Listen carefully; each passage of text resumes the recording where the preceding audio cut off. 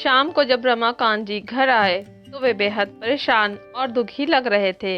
यह देखकर उनकी पत्नी राधिका ने उन्हें एक गिलास पानी पीने को दिया, फिर चाय दी और फिर उनसे उनकी उदासी का कारण पूछा।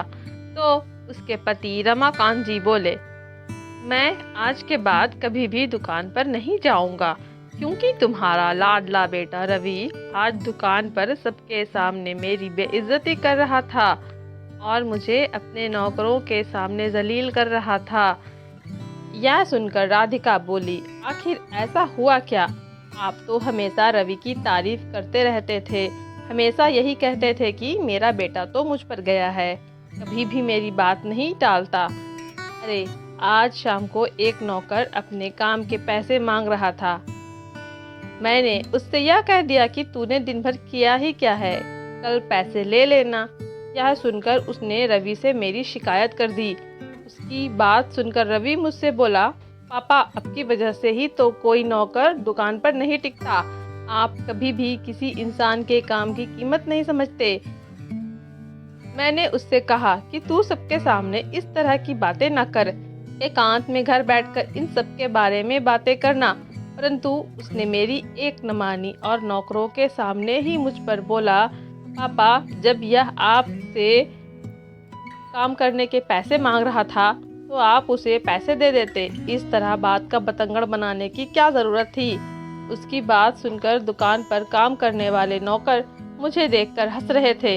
यह देखकर मुझे बहुत बुरा लगा और मैं उससे बोला कि मैं आज के बाद दुकान पर नहीं आऊँगा। यह सुनकर उसने मुझसे कहा, पापा, आप दिन भर करते ही क्या हो? अगर कोई काम करता भी है तो आप उसकी बेइज्जती कर देते हो। यह सुनकर मैं अपमान का घूंट पीकर यहाँ पर चला आया। आज के बाद मैं कभी दुकान पर नहीं जाऊँगा और ना ही कुछ काम देखूँगा। अपने पति की बात सुनकर राधिका बोली, आज खुद पर पड़ी तो तुम्हें एहसास हुआ कि सबके सामने बेइज्जती होती है तो बुरा लगता है।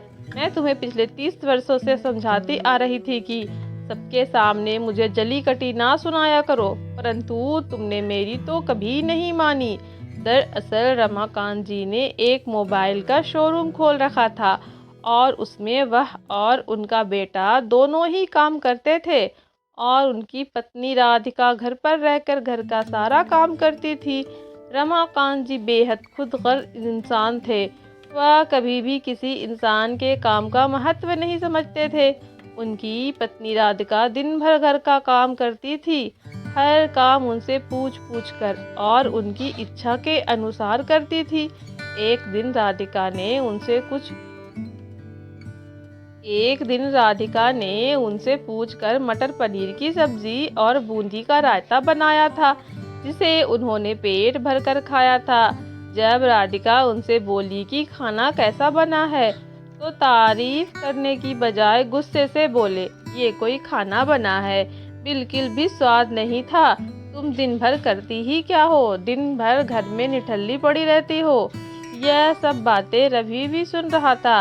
राधिका ने उनसे बोला कि बच्चों के सामने ऐसी बातें नहीं करते, परंतु उन पर कोई असर नहीं हुआ। एक दिन रवि का जन्मदिन था। राधिका ने बड़ी मेहनत से रवि के जन्मदिन की तैयारी की थी। सभी मेहमानों के लिए केक और खाना भी उसने खुद ही बनाया था।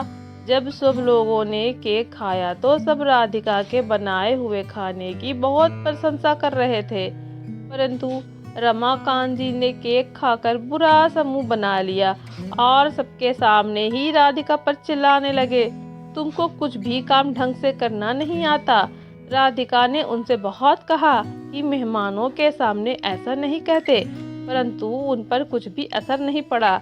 राधिका ने फिर भी सभी मेहमानों को खाना खिलाकर विदा किया और अपने पति रमाकांत जी से बोली, तुम्हारा असर एक दिन तुम्हारे बच्चे पर ज़रूर पड़ेगा।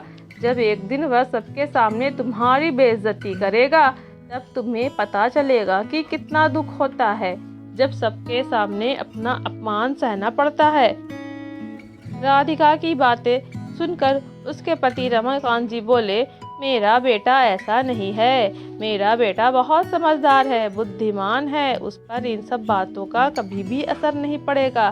परंतु कहते हैं ना कि देर सवेर ही सही पुत्र पर अपने पिता का असर जरूर पड़ता है।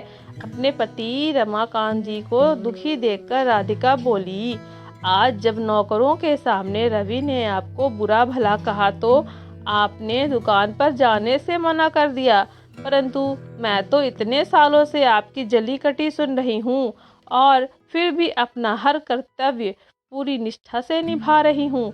अगर आप पहले से ही मेरी बात समझ जाते तो आपको आज यह दिन ना देखना। ठीक कह रही हो राधिका, अपने कर्मों का फल देर सवेर इंसान को खुद ही भुगतना पड़ता है। आज जब रवि ने सबके सामने मुझे बुरा भला कहा तो मुझे महसूस हुआ कि मैंने तुम्हारे साथ कितना गलत किया था। प्लीज़ मुझे माफ़ कर दो। मैं आज के बाद कभी भी किसी के सामने तुम्हारा अपमान नहीं करूँगा। तुमने जो पीड़ा उस वक्त सही होगी, मैं उसकी भरपाई तो नहीं कर सकता, परंतु आज के बाद मैं तुम्हारा पूरा सम्मान करूँगा और तुम्हें खुश रखने की पूरी कोशिश करूँगा। अपने पति की बात सुनकर राधिका बोली, तुम्हें अपनी गलती का एहसास हो गया, यही मेरे लिए काफ़ी है। दोस्तों, किसी ने ठीक ही कहा है, कभी कभी लोगों को समझाने पर कभी भी अकल नहीं आती। उन्हें अकल तभी आती है जब उन पर खुद बीतती है।